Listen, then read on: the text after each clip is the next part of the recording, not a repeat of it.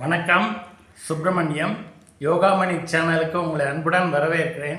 இன்னைக்கு சமையல் குறிப்பில் நம்ம பார்க்க போகிறது உப்மா கொழக்கட்டை எப்படி செய்யறதுன்னு பார்க்கலாம் வாங்க. அனைவருக்கும் அன்பு வணக்கம். திருமதி சுப்பிரமணியம். சமையல் குறிப்பில் நம்ம இப்போ பார்க்க போகிறது உப்புமா கொழக்கட்டை. இது விரத நேரத்தில் ராத்திரியில் இட்லி தோசைக்கு பதிலாக இது செஞ்சு சாப்பிட்லாம். ரொம்ப நல்லாயிருக்கும். ஈவினிங் குழந்தைங்களுக்கு கொடுக்கலாம். நல்லா ஃபில்லிங்காக இருக்கும். இதுக்கு நான் என்ன செஞ்சுருக்கிறேன்னா, இட்லி அரிசி ஒரு 3 hours ஊற வச்சு களைஞ்சி கிரைண்டரில் நல்லா நைஸாக அரைச்சி எடுத்துட்டு அதில் உப்பும் தேங்காய் பூவும் கலந்து அதை அடுப்பில் வச்சு நல்லா கிளறி இந்த பதத்துக்கு எடுத்துருக்கிறேன். இந்த உருட்டுற பதம் அப்படி பிடிக்கிற பதத்துக்கு எடுத்துருக்கிறேன். இப்போ இதில் நான் என்ன சேர்க்க போகிறேன்னா, ஒரு 2 பச்சை மிளகாய் எடுத்து வச்சுருக்கிறேன். இந்த 2 பச்சை மிளகாயோட கொஞ்சம் 1 ஸ்பூன் தேங்காய் பூவும் கலந்து மிக்சியில் ஒரு சுற்றி எடுத்துகிட்டு வந்துடுறேன். பச்சை மிளகாயும் தேங்காயும் ஒரு சுற்றி எடுத்து வச்சுருக்கிறேன். இந்த மாவும் ரெடியாக இருக்குது. அடுப்பில் பேனில் நல்லெண்ணெய் 2 ஸ்பூன் ஊற்றிருக்கிறேன். அதில் ஒரு 2 ஸ்பூன் கடுகு உளுந்தம்பருப்பு சேர்க்குறேன். கொஞ்சம் பெருங்காயம், அடுத்தது இந்த பச்சை மிளகாய் தேங்காய் அதையும் சேர்த்து லோ ஃப்ளேமில் வச்சுருக்கிறேன். கருவேப்பிலை இதை போட்டு நல்லா கிளறிடுறேன். இப்போது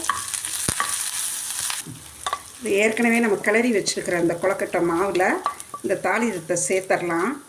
சேர்த்து இதை நல்லா கலந்து பிசைஞ்சு வச்சிடலாம். இந்த தாளிதத்தை இந்த மாவில் சேர்த்து நல்லா பிசைஞ்சிட்டேன். நல்லா கொழக்கட்டை பிடிக்கிற பக்குவத்துக்கு இருக்குது. இதை இந்த மாவை இப்போ கொழக்கட்டைகளாக பிடிச்சி இட்லி தட்டில் வச்சு வேக வைக்கணும். இந்த கிளறின மாவை இந்த மாதிரி பிடி கொழக்கட்டையாக பிடிச்சி வச்சுருக்கேன். பாருங்கள், இப்படி ஒரு உருண்டை எடுத்து இப்படி கையில் கொஞ்சம் எண்ணெய் அப்ளை பண்ணிக்கணும். அப்ளை பண்ணிவிட்டு இப்படி எடுத்தோன்னா இப்படி நல்லா இப்படி பிடிக்க வரும். உங்களுக்கு இன்னும் கூட சின்னதாக பிடிக்கணுன்னாலும் பிடிக்கலாம். கொஞ்சம் பெரிய சைஸில் வேணாலும் பண்ணிக்கலாம். இது ஒவ்வொருத்தரும் ஒவ்வொரு ஷேப்பில் பண்ணுவாங்க. நிறைய பேர் ஒரு லெமன் சைஸில் உருட்டி வேக வைப்பாங்க. கொஞ்சம் நீல உருண்டைகளாகவும் உருட்டி வைப்பாங்க. இந்த மாதிரி கொழக்கட்டை ஷேப்பில் பிடி கொழக்கட்டையாக பிடிச்சி வைக்கிறப்போ நல்லா வேகும்.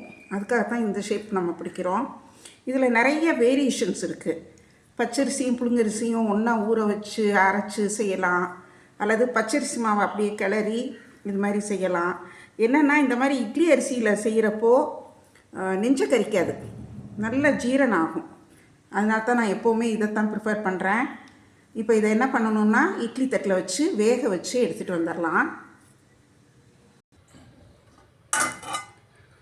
நல்ல செம சாஃப்டான உப்புமா கொழக்கட்டை நல்லா ரெடி ஆகிடுச்சு.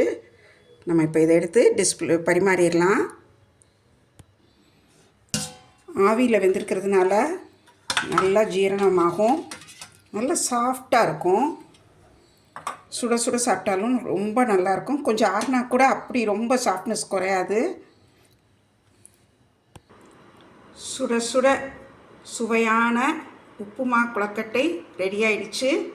நீங்களும் செய்து பாருங்கள். எப்படி இருந்துச்சுன்னு சொல்லுங்கள். இந்த வீடியோவை லைக் பண்ணுங்கள், ஷேர் பண்ணுங்கள். எங்கள் யோகாமணி சேனலுக்கு சப்ஸ்கிரைப் பண்ணுங்கள்.